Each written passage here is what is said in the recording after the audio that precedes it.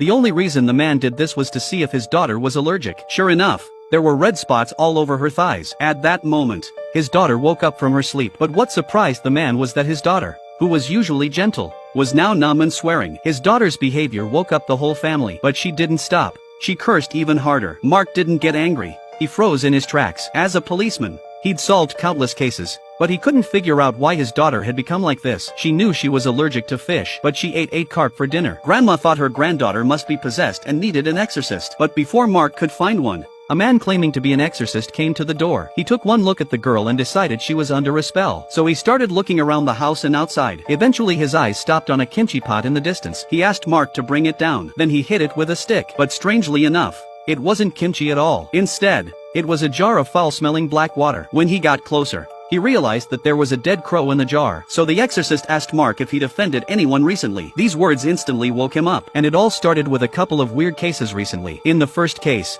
an old couple was brutally murdered, but the killer moved the bodies back to the old couple's home. So Mark went to the murderer's house and found out it was the scene of the crime. And there were crows' bodies all over the house. It looks like someone did some evil magic here. But before the first case could be investigated, a second one happened right away. This time, a woman went crazy and burnt down her house. But after the investigation, it was found that the woman's family didn't die in the fire. They were killed by a knife. So the woman became the prime suspect. But before the police could arrest her, she died in a tree at the entrance of the village. Until one of the villagers told Mark that the recent strange events might be related to the stranger in the mountains. But Mark didn't take it seriously until the day he met a girl at the scene of the fire. The girl said that although the murderer was a crazy woman, but the person behind it was the outsider from the mountains. He has the power to confuse people's minds. He uses it to manipulate people into committing crimes. And she saw it all with her own eyes. She said that the outsider was actually an evil spirit. Mark didn't believe it, but he contacted his colleague right away. But the girl disappeared before he knew it.